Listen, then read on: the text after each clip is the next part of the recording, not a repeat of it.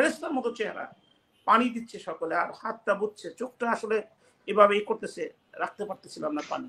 আমার wife doctor, শুনলাম মেডিকেলের বিভিন্ন কাজে, ওনারা শুধু কাঁদনে গ্যাস দেয় নাই, কাঁদনে গ্যাসের সাথে লেথাল ইউজ করেছে। অনেক ছেলের এই বাংলাদেশের যারা আন্দোলনে, এই যে নিরস্ত্র ছেলেরা যারা আন্দোলনে উপস্থিত হয়েছিল, অনেকে হয়তো অন্ধ হয়ে যাবে। হসপিটাল থেকে ধরে ডিবি অফিসে নিয়ে আসা, এর চেয়ে নির্মমতা, এর চেয়ে অসভ্যতা পৃথিবীর দুতে নাই। তারপরে আপনি কি করলেন? আপনি পরিমণিকে, আপনি ঘোষাল রায়কে, আপনি বিভিন্ন সেলিব্রিটিতে, এই যে ডিবি প্রধান হারুন সাহেব, তাদেরকে আপনার নাকি ওয়াইফ পাক করে দিয়েছেন, সেটা নাকি খাওয়াইছেন। কি সম্মান! ৩০ লক্ষ শহীদের রক্তের বিনিময়ে অর্জিত স্বাধীনতা, যেখানে আমরা জাতির পিতা বলতে কখনো দ্বিধাবোধ করি না, যার রক্তে, যার পারিশ্রমিক ১৩ বছরের ত্যাগের মাধ্যমে এই সংবিধান পেয়েছি। সংবিধানের কোথায় আছে? আপনারা প্রতিনিয়ত জাতির পিতার আদর্শ, মুক্তিযোদ্ধাদের আদর্শ তাদের রক্তের সাথে বেইমানি করছেন, সেখানে ভায়োলেট করে তাদেরকে আটকিয়ে রাখছে। এই জবাব কিন্তু একদিন না একদিন আপনাদেরকে দিতে হবে। স্বরাষ্ট্রমন্ত্রী, হোম মিনিস্টার, তাদের একটা সামান্য লজ্জা থাকা দরকার যে এই শত শত লোক কিল করার পরে, হত্যা করার পরে আপনি তাদেরকে নিরাপত্তা দিচ্ছেন। মানে হচ্ছে যে কসাই ছাগলকে নিরাপত্তা দিচ্ছে, কারণ সকালে তাকে জব করা হবে। আমি আমার চেম্বারে ছিলাম, যেখান থেকে আমি করেছিলাম ১৫ তারিখে, ইমরান সাহেব দেখেছেন। তো ওইখানে আমার আজকে আমার ডাটার এই নাই, ওয়াইফাই নেই। তো আমি I was fighting for connecting the wifi. I fail that data যেটুকু আছে সেটা আসলে impossible to enter the talk show. হাওয়ার আমি খুব রানিং আউট করে চলে আসছি, এবং এসে আপনাদেরকে লাস্ট মুহূর্তে যে আমি হাসিনা আপার কথা রাখতে পারছি, এটার জন্য মহান সৃষ্টিকর্তার কাছে শুকরিয়া আদায় করি।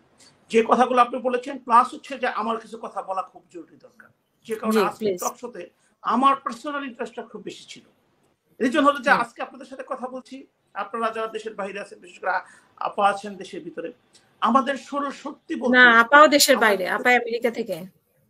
ও, আপা যদি আমেরিকা থাকেন তাহলে আপা বুঝবেন না, আমরা যারা দেশে থেকে কথা বলছি, ইমরান ভাই দেশে থেকে কথা আমাদের সারা, হ্যাঁ ইমরান ভাই তো একটু সুবিধা আছে, তারা মিলিটারি পরিবারের সদস্য, তাদেরকে একটু কথা বলতে একটু তারা সময় নেবে। তার অনেক বড় বড় ফ্রেন্ড আছে, হয়তো তার বড় বড় পোস্টে আছে, কিন্তু আমি হয়তো একটু সুবিধা পাচ্ছি লয়ার হওয়ার কারণে। তারপরে গা ছিমছিম করে কখন যেন আমাকে অ্যারেস্ট করে। আমার একটা ছেলে আছে অটিস্টিক, আমার ওয়াইফ ডাক্তার, আমি দরজা বন্ধ করে, ফ্যান বন্ধ করে, ছেলেটা দেখলে তো অটিস্টিক ছেলেটা বুঝতেছেন যে তারা একদম বন্য প্রাণীর মতো করে, আসলে ওইভাবে কাছে আসে, ই করে, কথা বলতে পারে না। তো আমাদের যতটুকু সময় পায়, তো এই সমস্ত চিন্তার মধ্যেও সবচেয়ে বড় যে দায়বদ্ধতা, নিজে আসলে ঘুমাতে পারছি না। মুগ্ধ ভিডিওটা বারবার দেখলাম, একটা ছেলে পানি পানি সবাইকে দিয়ে যাচ্ছে,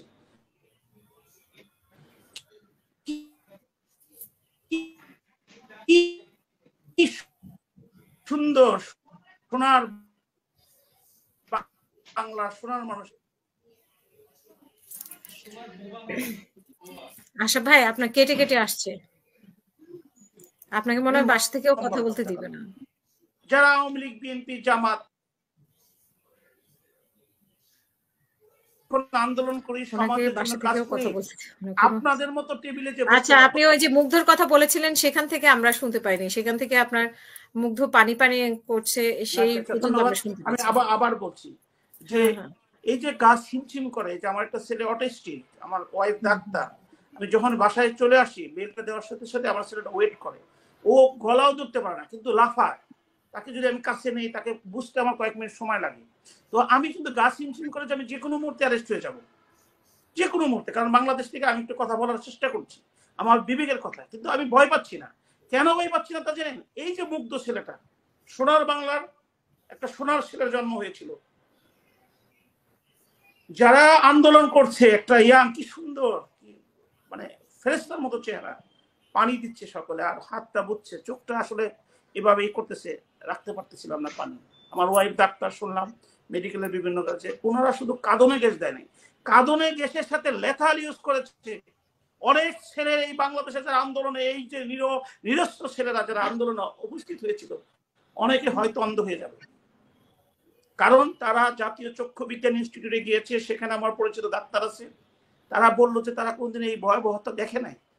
তাহলে আপনি ভোট বিহীন সরকার 2014 থেকে 2009 আপনি এসেছেন, 2018-তে আমি ইলেকশন করেছি, 24 ইলেকশন করেছি। আপনার আজকে আপনার আশেপাশে যারা যারা মিডিয়া থেকে আরম্ভ করে সবগুলি আপনাকে ভোটে বসিয়ে দিয়েছে, আপনি ভেরি হ্যাপি। আপনি সারা পৃথিবী এস্টাবলিশ করেছেন যে আপনি নিরপেক্ষ ইলেকশনের মধ্যে। আমি উইটনেস, 18-তে রাত্রি ইলেকশন হয়েছে, আমার কাছে প্রমাণ আছে। তখন একটা আপনাদের দলটা করতাম, মনে প্রাণে মনে করছি ঠিক আছে আপনারা কিছু উন্নয়ন একটা জায়গায় পৌঁছান। 2024-এ যখন আমরা ইলেকশন করলাম, তখন আপনাদের ওই চয়েজে বললো, যেখানে আপনাদের পিওন 400 কোটি টাকা মেরে যায়, আপনাদের পুলিশের আইজিপি কোটি কোটি টাকা মেরে দেশ থেকে চলে গেছে, সহ বলে পালিয়ে চলে গেছে, কেউ তাকে বাধা দেয় না। যখন হাজার হাজার কোটি টাকা ব্যাংক থেকে লুটপাট হয়ে যায়, এসে গ্লোবের টাকা মাফ হয়ে যায়, যখন সেনাবাহিনীর প্রধান টাকা নিয়ে দেশ থেকে চলে যায়, এরা কিন্তু একদিনে প্রধান হয় না, বিভিন্ন সময় এই দীর্ঘদিন, এই 2014 থেকে অবৈধভাবে থাকা অবস্থায় এই অবৈধ একটা শেয়ার নিতে নিতে আজকে কি হয়েছে, আজকে দ্রব্য মূল্যের ঊর্ধ্বগতি এত দূর পৌঁছাইছে যে যে কোনো সচ্ছল লোক সে ক্রয় করতে পারছে না, সে ফ্যামিলি মেনটেন করতে পারছে না। এই যে একটা ভূমিধসের মতো সারা বাংলাদেশে আন্দোলন করেছে, এখানে বিএনপির কোনো ক্রেডিট নাই। বরং আমি খুব ডেসপারেটলি বলবো, এই বিএনপি সরকারের সাথে জড়িত। বিএনপি এখানে এরা মনে করছে যে ওই বিএনপি সরকারের সাথে জড়িত মানে কি, বিএনপির এখন ইস্যু হচ্ছে ভারতকে কিভাবে তুষ করা যায়, কিভাবে তাদের আয়ত্তে নিয়ে আসা যায়, ভারত যেন টুক করে এই শেখ হাসিনা সরকারকে হারিয়ে দিয়ে তাদেরকে বসিয়ে দিবে, সেই রকম একটা সুযোগ করছে। ফখরুল ইসলাম সাহেবের বক্তব্য আপনি দেখেছেন, ওই দিন যেদিনকে ছাত্রদের লাফালি, এই যে ছাত্রদেরকে নির্মম ভাবে মারা হলো, উনি কিন্তু বলেছেন যে আপনারা দ্রুত শিক্ষার পরিবেশকে সৃষ্টি করেন, এদেরকে শিক্ষা কলেজ খুলে দেন। উনি কিন্তু এক দফায় যাননি। উনি তো সবচেয়ে বড় সুবিধাভোগী হবে যদি এই সরকার চলে যায়, তাহলে বিএনপি সরকার আসবে। কারণ বাংলাদেশে যারা আন্দোলন করছে তারা কখনোই সরকার গঠনের জন্য করে নাই, তারা আন্দোলন করছে বেঁচে থাকার জন্য, তারা আন্দোলন করেছে অন্যকে বেঁচে রাখার জন্য, তারা আন্দোলন করেছে বাংলাদেশের আপাপন মানুষের জন্য। সেই নিরীহ নিরস্ত্র ছাত্রগুলো কোঠা বিরোধী আন্দোলন, কোঠা সংস্কার, কারণ তারা মেধা থাকা সত্ত্বেও বিভিন্ন ভাবে সরকার তাদেরকে চাকরিতে দেয় না। আপনি তো কোঠা দেখেছেন, আবেদ আলী কোঠা কোথায় গেল? 56-এর পরে যে 44 কোঠাটা ছিল সেটা তো আবেদ আলী কোঠায় চলে গেছে, আবেদ আলী কোঠায় কিন্তু চলে গেছে, সত্যিকারে কিন্তু চাকরি করে পায় নাই তারা। আর একটা হচ্ছে হায়ার ক্লাস লোক বাংলাদেশে যারা বিদেশ থেকে পানি এনে খায়, যাদের সন্তানরা প্রাইভেট ইউনিভার্সিটিতে বিদেশে পড়ে, তাদের কিন্তু এই কোঠা নিয়ে কোনো মাথা কামা নাই, কারণ তারা বাংলাদেশের চাকরিতে আসবেন না। কোনো আপার ক্লাসের একটা লোককে আপনি দেখবেন না যে বাংলাদেশের বিসিএস পরীক্ষা তারা দিয়েছে, তাদের চিন্তা তাদের বাবেদের ব্যবসা বিদেশে একটা কিছু করবে, এটসেট্রা। আমাদের এবং কি ব্রিটেনে কিন্তু ইন্টারভিউ নেওয়ার সময়, পরীক্ষা নেওয়ার সময়, সিভিল সার্ভিসে প্রথম কি জাজ হওয়ার সময় তারা দেখে সে কি পাবলিক স্কুলে লেখাপড়া করেছে কিনা, ইটস এ রিকোয়ারমেন্ট। যদি কেউ পাবলিক স্কুলে পড়েছে কিন্তু অগ্রাধিকার পায়, রিজন হচ্ছে যে ওই সামাজিক অবস্থার মধ্যে সব বস্তু। যাই হোক, মূল কথা যেটা কথার মধ্যে আসি, একটা অসভ্য দেশ পৃথিবীতে খুঁজে পাওয়া যাবে না, ইভেন কি আপনার নর্থ কোরিয়া যেটা বলে, পাবেন না। আপনি এই কোমলমতি ছেলেদেরকে আপনি পুলিশ বাহিনী এভাবে নির্মম ভাবে হত্যা করছে, আপনি নির্মমতার চেয়েও অসভ্যতার দিকে আসে, নির্মমতার মানুষ মেরে ফেলে, এদের কাছে নির্মমতা করে বলে হাসবে। মানে এই পুলিশদের আসলে কি শাস্তি হওয়া উচিত বলে আপনি মনে করেন, কি শাস্তি হওয়া উচিত? না, আমি শাস্তির কথা বলতে, শাস্তি তো পরে, আগে বেঁচে থাকি। আপনাদেরকে মাধ্যমে একটা কথা আমি প্রেজেন্ট করতে চাই, যেটা আমার বিবেকের প্রয়োজনে আজকে আমি রাশ করে আপনার টক শোতে এসেছি, যে নির্মমতার কথা, এদের কাছে কোনো নির্মমতা নাই, এরা এমন পর্যায়ে গেছে, কিন্তু এই নির্মমতার সাথে তাদের একটা অসভ্যতার কথা বলি, যেটা লজ্জিত হয়ে যাচ্ছি আমি একজন আইনজীবী হিসাবে এই দেশে। সেটা হচ্ছে যে এই কোমলমতি ছেলেদের হসপিটাল থেকে ডিবি অফিসে নিয়ে আসছেন নিরাপত্তা দেওয়ার জন্য। পররাষ্ট্রমন্ত্রী ওপেনলি, একটা দেশের স্বাধীন দেশের একটা হোম মিনিস্টার ওপেনলি বলে যাচ্ছেন যে তাদেরকে নিরাপত্তার জন্য নিয়ে আসছি। আপনি যদি তাদের কাছে কোনো সিক্রেট, যেমন বিদেশে যখন খেলোয়াড়রা আসে অথবা খেলতে যায়, তাদের 24 ঘন্টা আগে একটা স্পেশাল সিকিউরিটি দেওয়া হয় যে তাদের সাথে কে বা কারা সাক্ষাৎ করলো, অথবা no one can communicate. Reason হচ্ছে যাদের কোনো গ্যাম্বলিং না হয়। ইভা এমন রং। আপনি যদি মনে করেন যে এই ছেলেগুলোকে কেউ ইনফ্লুয়েন্স করবে, এরা কোমলমতি ছেলে, তাহলে আপনি তাদেরকে স্পেশাল সিকিউরিটি দেন। আপনি যে করে গেলে তাদের ফোন ট্র্যাক করেন, তাদেরকে ঢুকতে না দেন। কিন্তু আপনি ডিবি অফিসে নিয়ে এসে যে মেন্টাল, আমি জানি না ফিজিক্যাল টর্চার আপনারা কতটুকু তাদেরকে করতেছেন, কিন্তু যে মেন্টাল টর্চার পৃথিবীতে একটা রাষ্ট্রে ইভেন কি আপনি নর্থ কোরিয়াও দেখাতে পারবেন না। আমি চ্যালেঞ্জ করলাম যে এই ইউনিভার্সিটির যে ছেলেরা কোঠা সংস্কার আন্দোলন করেছে, নিরস্ত্র আন্দোলন করেছে, যাদের অদ্যবধি পর্যন্ত আপনারা একটা প্রমাণ পান নাই যে তারা টাকা পয়সা দিয়ে বিভিন্ন লোককে এনগেজ করে এই বিটিবি বলেন, এই মেট্রো রেল বলেন, এই বিভিন্ন কিছু ধ্বংস করেছে, অথবা আজকে ওবায়দুল কাদের সাথে বললেন যে গণভবন তারা আক্রমণ করেছে। এইরকম উদাহরণ এই ছেলেগুলোর বিরুদ্ধে পাবেন না, পান নাই। কি বলতেছে যে তারা ভবিষ্যতে, কেন তারা ভবিষ্যৎ আন্দোলন করবে না? যে ছেলেগুলো, যে সন্তানগুলো কোটা সংস্কারের জন্য এই সমন্বয়ক ছাত্রদের উপর বিশ্বাস করে জীবন দিয়ে দিল, তাদের সামনে তাদের আত্মা, তাদের রক্ত কি তাদের সাথে কথা বলে না? এরা ইয়াং ছেলে, এখনো এরা রাজনৈতিক মারপ্যাচ বুঝে নাই, এখনো স্বার্থন্বেষী তাদেরকে চাপড়ে দেওয়া নেয়, এখনো আদর্শ, দেশ, ভালোবাসা, বন্ধুত্বের প্রতি সিম্পেথি এবং যে বন্ধু খেলেছে সেই সিম্পেথিতে তারা কন্টিনিউয়াস। কারণ তারা জানে যে প্রজ্ঞাপন আপনি জারি করেছেন, just I wash, that was happen 18 if I am not wrong, সেটাকে হাইকোর্টে নিয়ে যাওয়া হলো। সেটাকে মাননীয় প্রাইম মিনিস্টার কি বললো, আমি রাগের মাথায় করে ফেলছি। তার মানে আপনি বিশ্বাস না করে করছেন।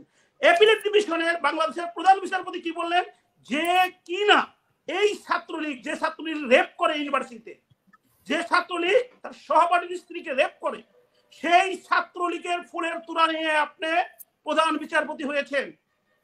আপনি যখন বলেন আন্দোলন করে কোনো হাইকোর্টের রায় পরিবর্তন করা যায় না, তখন ওই ছাত্রলীগের নেতারা আওয়ামী লীগের ওবায়দুল কাদেরের সাথে আপনার কোনো ডিফারেন্স নাই।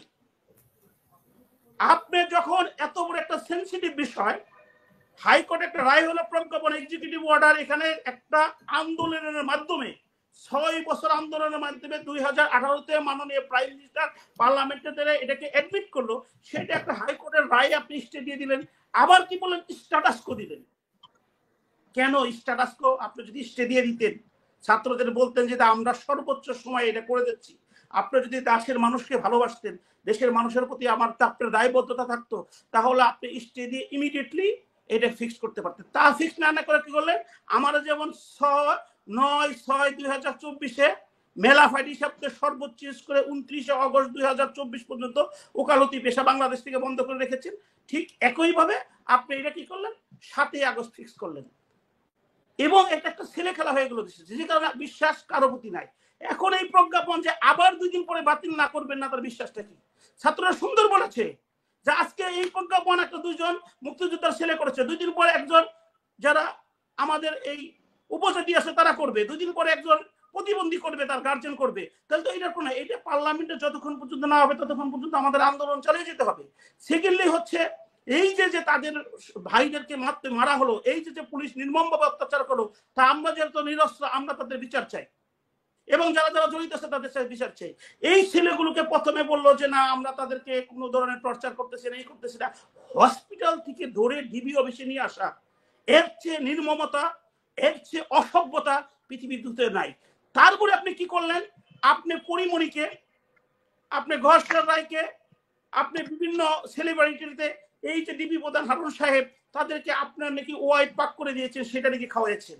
কি সম্মান, একটা ইতিবাচক। আমরা খুবই আনন্দিত হলাম যে বাংলাদেশে একটা উদাহরণ সৃষ্টি হোক যে পুলিশ সকলের বন্ধু, সে ডিবি অফিস যতই ভয়াবহ না, সেটা ডিবি প্রধান, সে একসাথে বসে খায়। তারা আপনার তথ্য উপাত্ত দরকার। আর আজকে আপনি কি করলেন, ঢাকা ইউনিভার্সিটি সাধারণ মানুষের বন্ধু হতে পারলো না উনি, সাধারণ মানুষের সর্বোচ্চ বিদ্যাপীঠ, আমি চান্স পাইনি বিদায় ব্যাঙ্গালোরে পড়তে গিয়েছি। এখনো যতক্ষণ ঢাকা ইউনিভার্সিটি, আমার ছোট্ট মেয়েটা লন্ডনে জন্মগ্রহণ করেছে, আমি তাকে ঢাকা ইউনিভার্সিটি দেখাই যে মা তুমি one day you will try to get admission and that ইউনিভার্সিটিটা আমার হেরিটেজের মধ্যে পড়ে। সেই ঢাকা ইউনিভার্সিটির সম্মানিত টিচাররা গেটের সামনে দাঁড়িয়েছে, তাদেরকে আপনি একটা ডিবি প্রদান বসার জন্য তাদেরকে বললেন না। ঠিক আছে, আপনার সময় নাই, ভেরি গুড, আপনি তাদেরকে বসিয়ে 1 কাপ চা খাইয়ে তাদেরকে একটা সম্মান নিয়ে কথা বলতেন। তারা তো আর কোর্টের অর্ডার নিয়ে যায় না যে আপনি তাদেরকে নিয়ে আসবেন। আপনি যদি তাদের সাথে ফেস করতে না পারেন, আপনি ওই সাংবাদিকদের ক্যামেরার সামনে এসে কথা বলতেছেন, তাহলে আমরা কি বিশ্বাস করবো? ওই ক্যামেরার সাংবাদিক সবই managed. You just I was the country, you making the foolish all over the country, all over the world. কিন্তু পৃথিবী ঘুমায় না, পৃথিবী এত বোকা না। আজকে বাংলাদেশের যে এই 2014 থেকে তিনটি ইলেকশনে মানুষের ভোট ডাকাতি করে, রাতে ইলেকশন করে, ইলেকশন না করে ক্ষমতায় থেকে আপনারা যে গুণগান গাচ্ছেন, যে মানবতা দেখাচ্ছেন, যে সম্পদের কথা বলছেন, আমি তো বললাম যে বাংলাদেশের 72 সালে কতটুকু সম্পদ ছিল, 75 সালে সম্পদ ছিল, এবং আপনাদের কথা যদি ধরে যে আপনাদের ক্ষমতায় আসার আগে কোনো ডেভেলপমেন্টই হয় নাই, কোনো সম্পত্তি ছিল না, যদি সেই সম্পদ আপনারা করে থাকেন